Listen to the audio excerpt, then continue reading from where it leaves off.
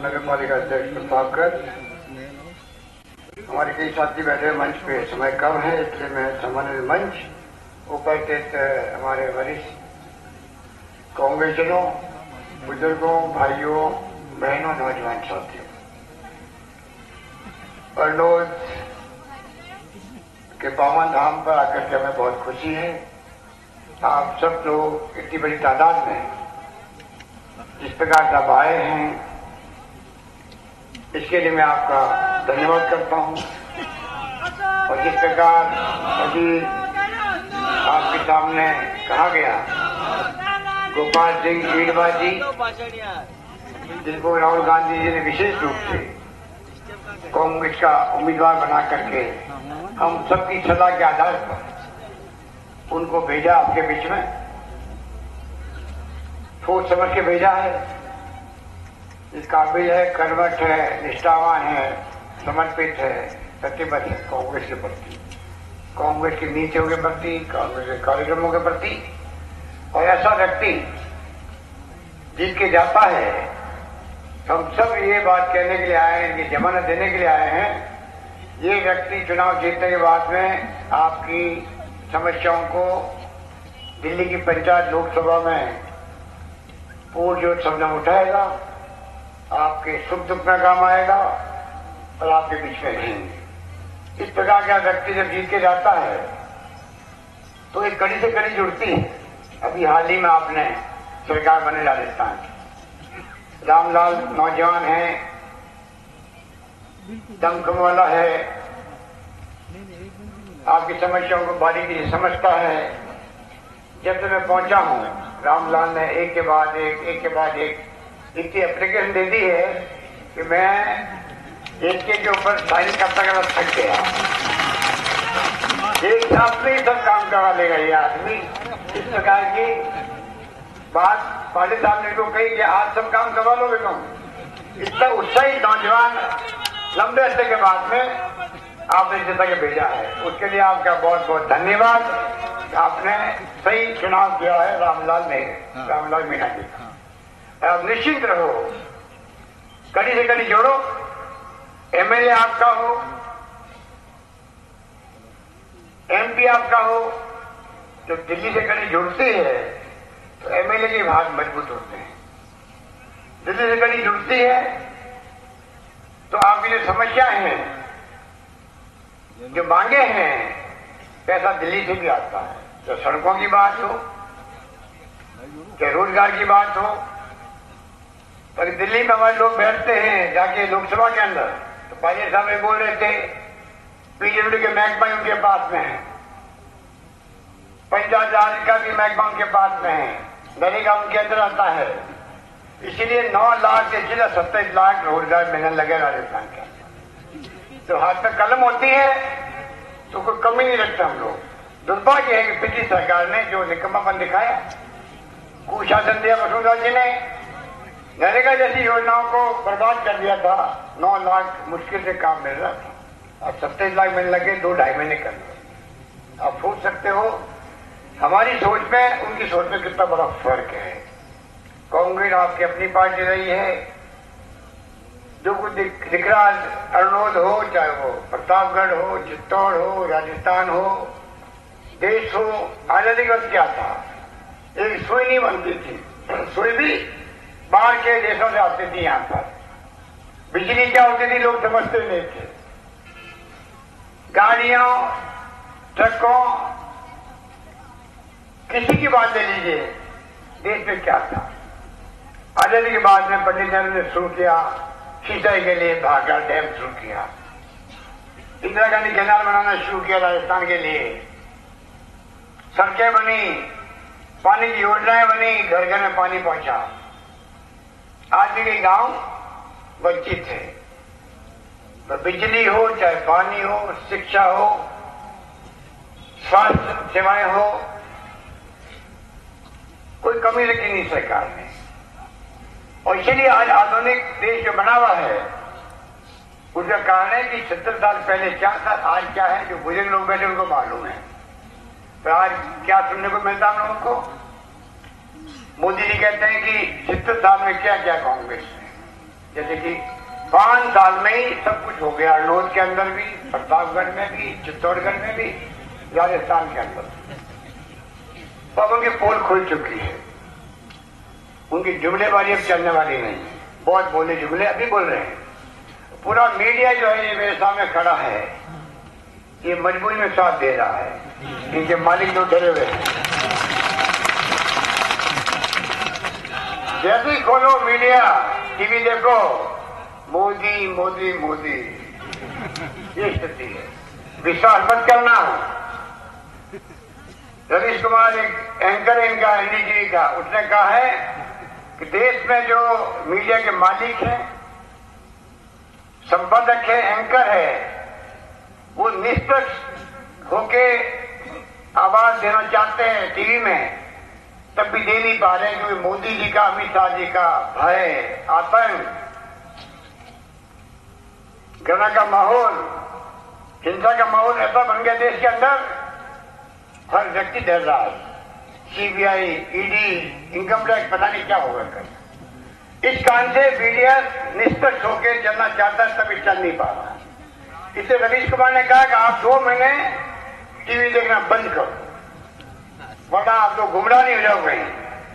एक सटीक बात उसने कही है, उसको आपको समझना पड़ेगा। ये लोग बहुत मेहनत करते हैं, जहां हम लोग जाते पीछे पीछे कैमरा लेके आते भी हैं, छूट भी करते हैं, सब कुछ करते हैं, पर आगे जब जाता है इनका भेजा हुआ संदेश, तो फिर वहां गायब हो जाता है, तो गायब हो जाता है। इसलिए हालात बड़े गंभीर है देश के अंदर, आपको समझना पड़ेगा। आज प्रकाश जी बात करें, आज जो है देश के अंदर लोकतंत्र खतरे के अंदर है, संविधान खतरे में है, देश खतरे में है। ये मैं बहुत सोच समझ करके आपका पतन सेवक को मुख्यमंत्री जिम्मेदारी के साथ कह रहा हूं। अगर नहीं समझे हम लोग, अगर मोदी जी वापस चुनाव जीत गए तो आगे जो है चुनाव भी होंगे कि नहीं होंगे कोई गारंटी नहीं, कोई गारंटी नहीं है। ऐसा माहौल बन चुका है। चाइना में चुनाव होते हैं, पहले तय हो जाता कौन प्रधानमंत्री बनेगा, कौन राष्ट्रपति बनेगा, कौन मंत्री बनेगा, पहले तय होता चुनाव, बाद में होते हैं। आप सोच सकते हो कैसे चुनाव होंगे। ऐसे लोग ये फासिस्ट लोग हैं जिनका लोकतंत्र में यकीन नहीं, खाली लोकतंत्र का एक चेहरा पहन करके राम मंदिर के नाम पर के राजभक्त बनने की बात करते हैं। जैसे हम लोग तो राजभक्त है ही नहीं, यहाँ जो बैठे हुए हैं कांग्रेस की मीटिंग में आने वाला राजभक्त नहीं है, खाली बीजेपी की मीटिंग जाएगा वो राजभक्त है। ये इनकी सोच है। हम सब राजभक्त हैं, हम सब हिंदू भी हैं, कोई मुसलमान भी है, कोई सिख भी है, कोई ईसाई भी है।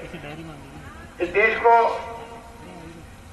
76 साल तक एक अखंड रखा है, अनेकता में एकता वाला मुल्क है, अलग भाषाएं, अलग बोलियां हैं। इंदिरा गांधी की जान चली गई, जिसने बांग्लादेश को आजाद करवा दिया, पाकिस्तान के 2 टुकड़े कर दिए। 90,000 उनके सैनिकों को, कर्नल को, जनरल को अरेस्ट करके उनका हथियार सरेंडर करवा दिए हमारी फौजों के सामने। याद है आप लोगों को? कुछ इंदिरा गांधी का भी नाम देते मोदी जी? एक महान नेता हुई थी जिसकी जान चली गई, खालिस्तान नहीं बने दिया उसने। पंजाब अलग होना चाहता था हमसे, अलग नहीं होने दिया। पर आज मोदी जी हमारी सैनिक कार्रवाई के पीछे छिप करके चुनाव जीतना चाहते हैं। जनता समझ चुकी है।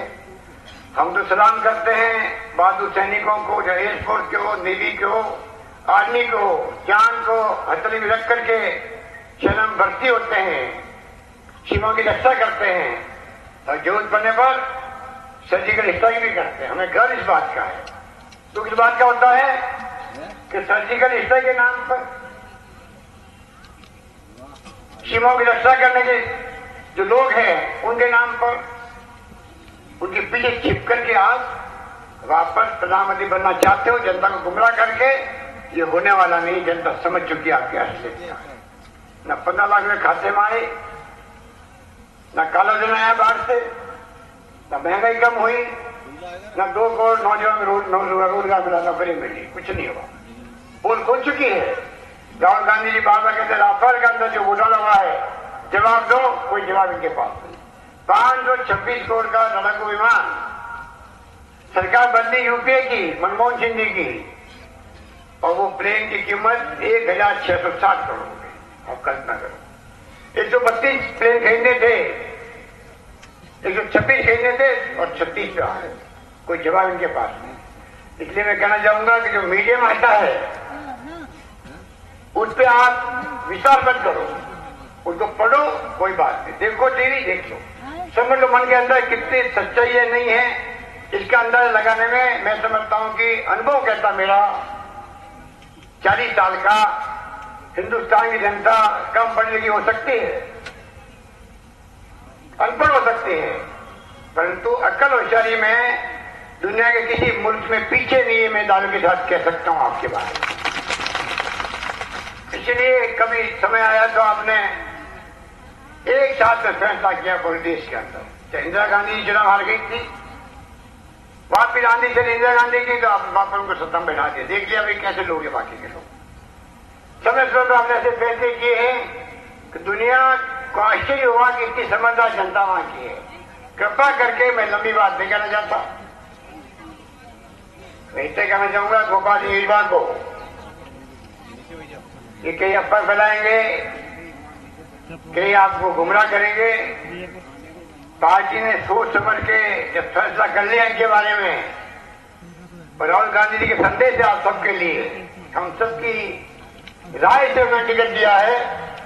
अब हमारा दायित्व बनता है कि हम किस प्रकार से उनको काम में करके भेजें। दिल्ली में एक एक सीट की जरूरत है, अगर देश को बचाना है तो कांग्रेस झंडा बुलंद हो वहां पर देश के अंदर।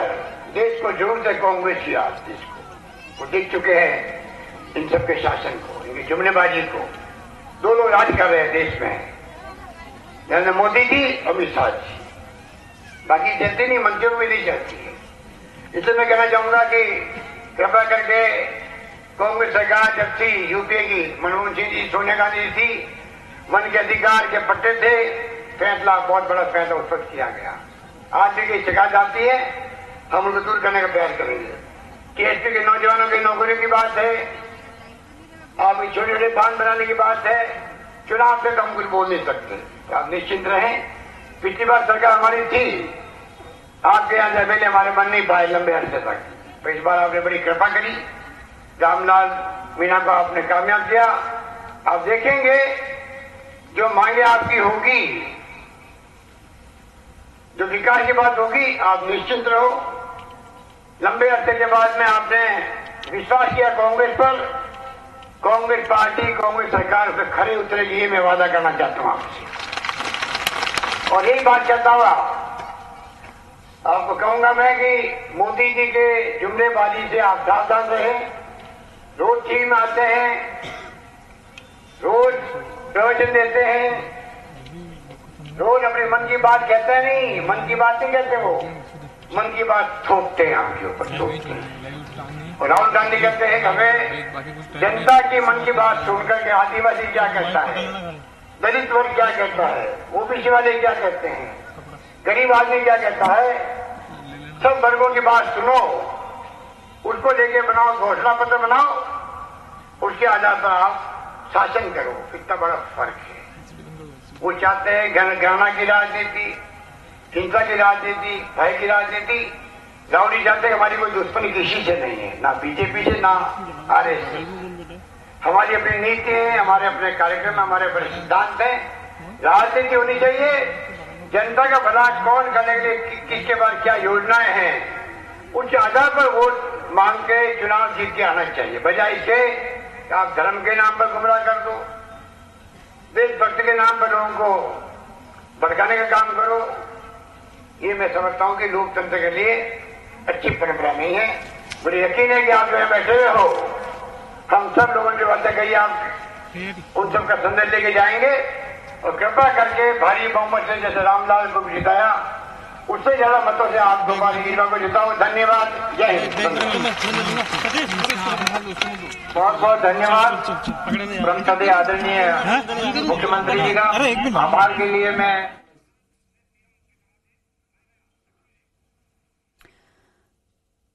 तो ये आप सुन रहे हैं, यहाँ पर मुख्यमंत्री अशोक